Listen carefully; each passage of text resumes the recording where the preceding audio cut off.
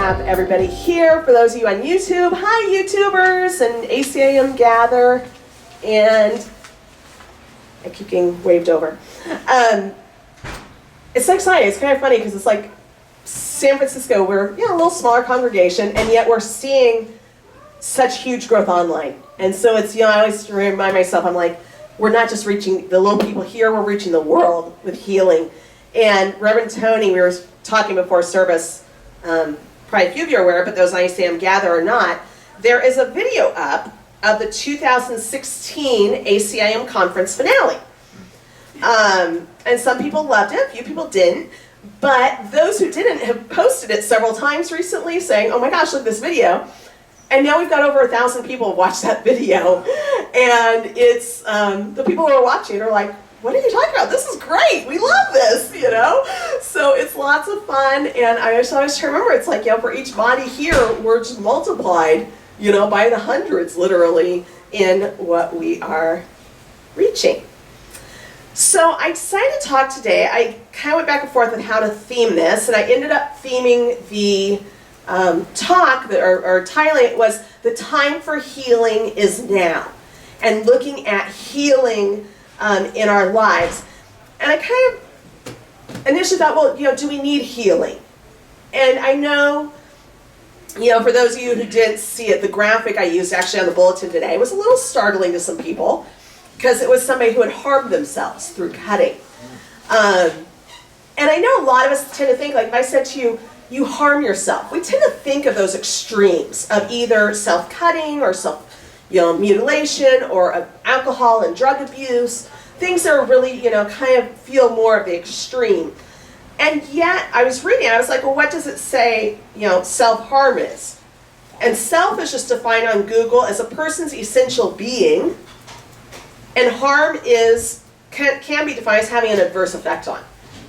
So I'm like, how often do we do things that if we take that general, don't make it so limited, we take the general definition of self-harm, we do things that are having an adverse effect on our essential being, or what we seem to. Now I know some course teachers, hedge away from that, because they'll say, well, I can't be harmed, I'm an innocent child of God. I'm whole, I'm perfect, I'm complete. And I totally 100% agree with you. And I was that friend, they'd always say yes, and, which meant, but no. Yes, and the course, and this came to me this week when I was teaching on the ACAM Gather thing, I said, the course is a lot about moderation in the midst of extreme teachings. Meaning the teachings of a course are kind of extreme, let's be honest. Some of them feel really out there. None of this is real. We're just all fake bodies. We're all pretend.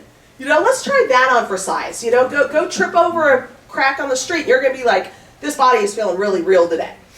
There's thoughts of like, well, every person is an extension of God and is whole and pure and sacred. And then you see a character, some people want to say Hitler, some people right now want to say President Trump. And they go, how does that apply to these people?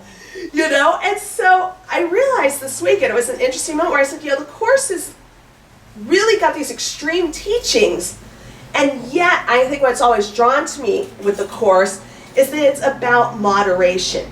Let's look at what we're experiencing and look at it in the realm of truth. Don't get so, what's the saying? Don't be so spiritual you're no earthly good.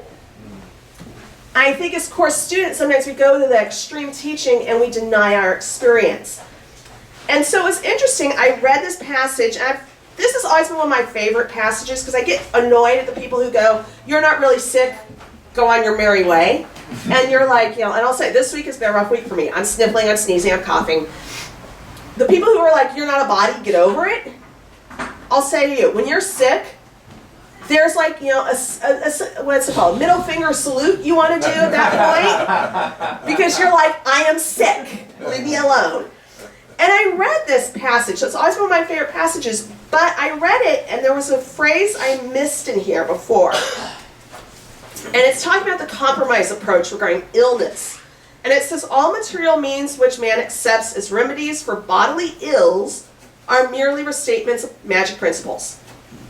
It does not follow, however, that the use of these very weak corrective devices is evil. And now here's where it kind of gets interesting. It says, sometimes the illness has a sufficiently great hold over a mind to render a person inaccessible to the atonement.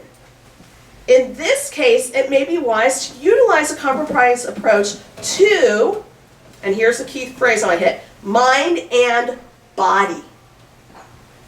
Mind and body. So some people I've heard say, oh, well, I'm going to take the pills, but I don't acknowledge that anything's wrong with my thinking.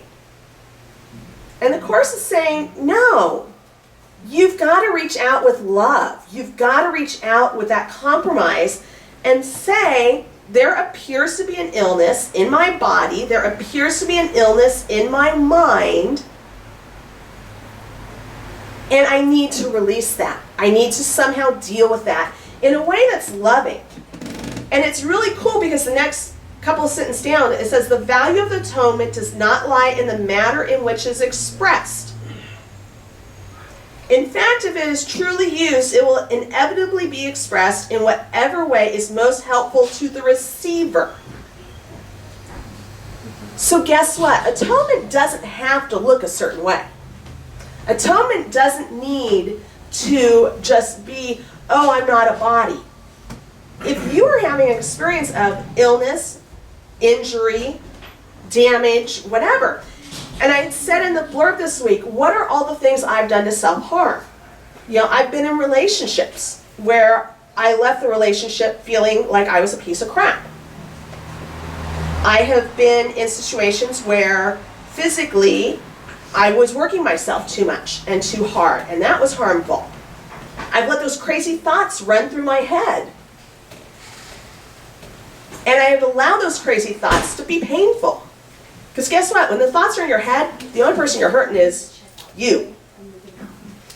How many of those things are self-harm? And I know a lot of us maybe, haven't done, the types of like the picture of cutting.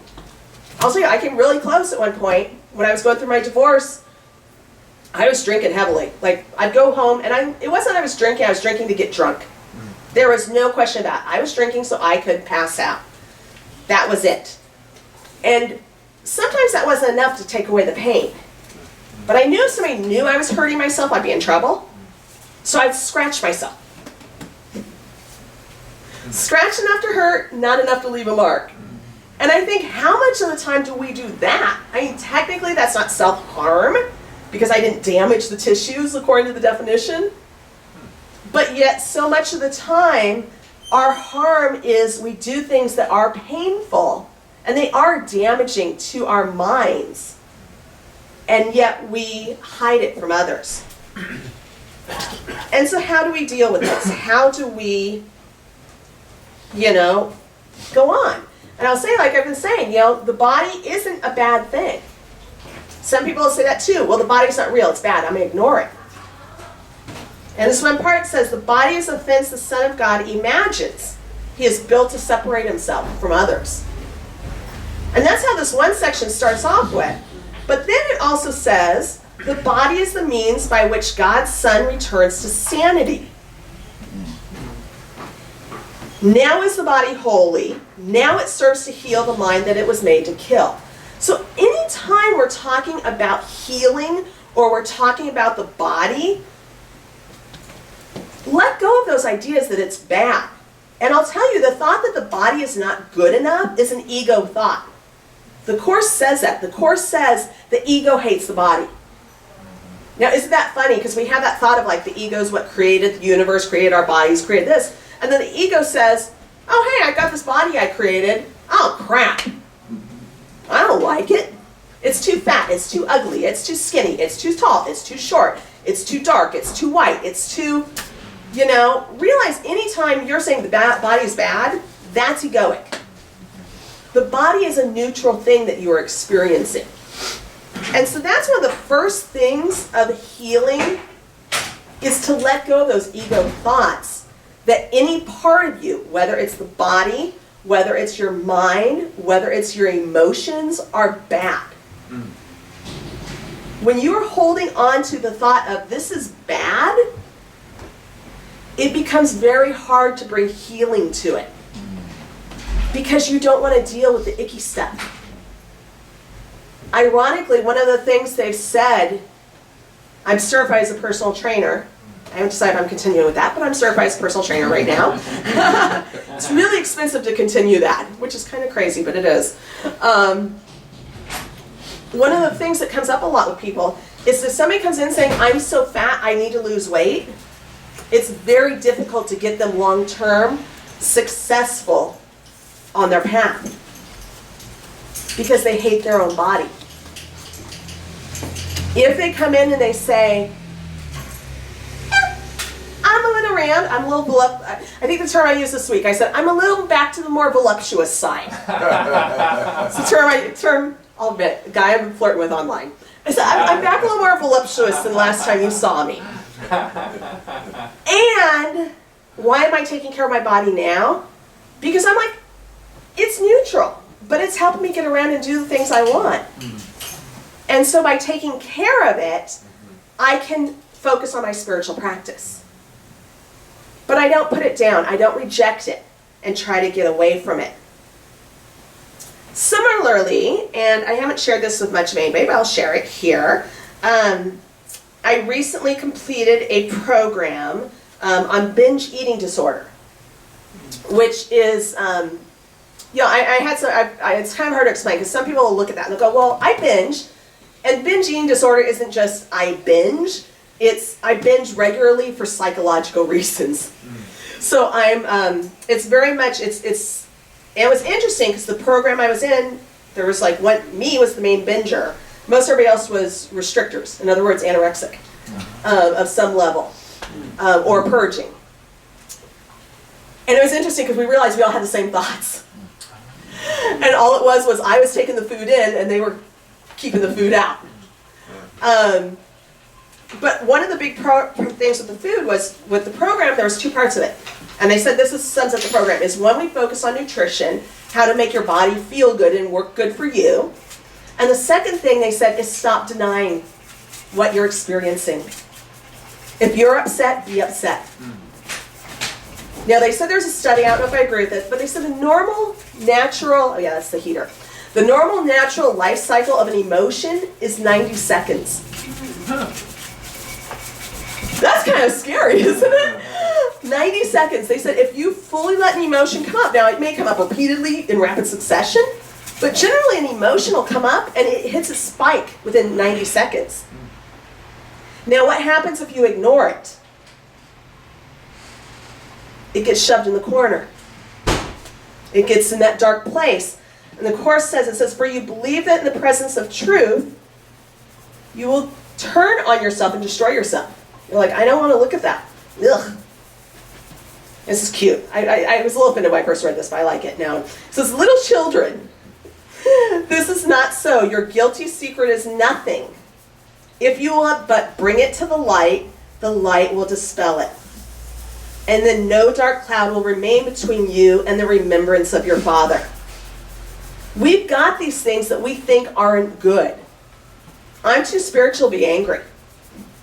I'm too spiritual to be petty and put that person down.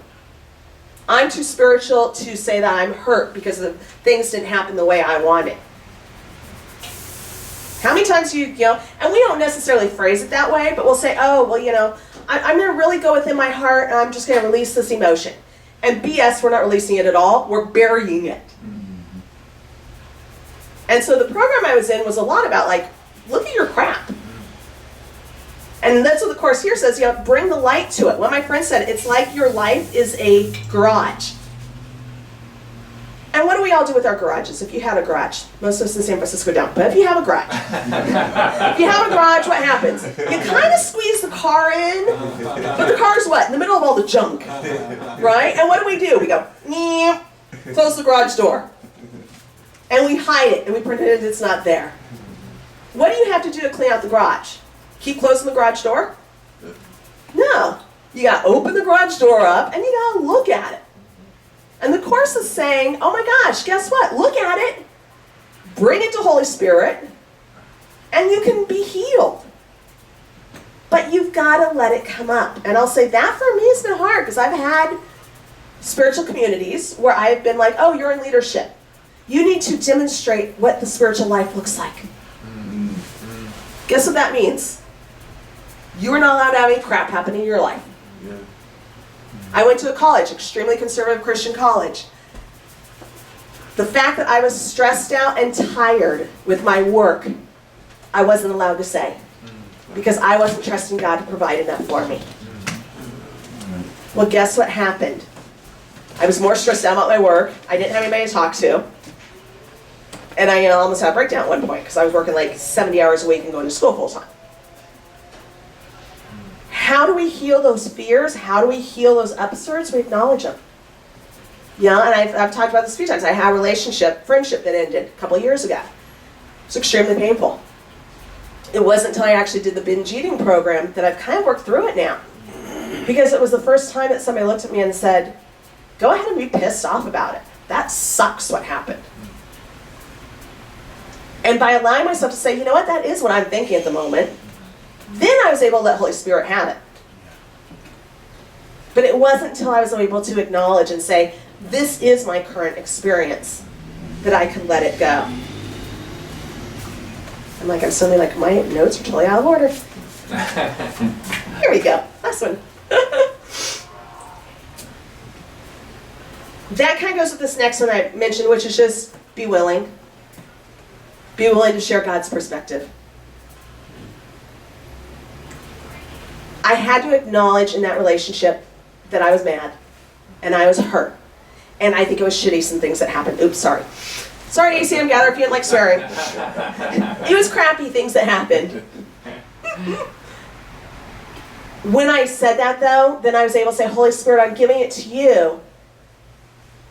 And Holy Spirit came back to me and said, you're willing. I can now show you how God sees this. And it has to be with open hands and open hearts. We don't just say, oh, I'm going to shine the light on it to bring healing so that I can point it out. You know, it's like opening the garage door and going, man, this place is a mess. It's, man, this place is a mess. I'm acknowledging it. Now I need to open up to release it. I need to open up to let it go.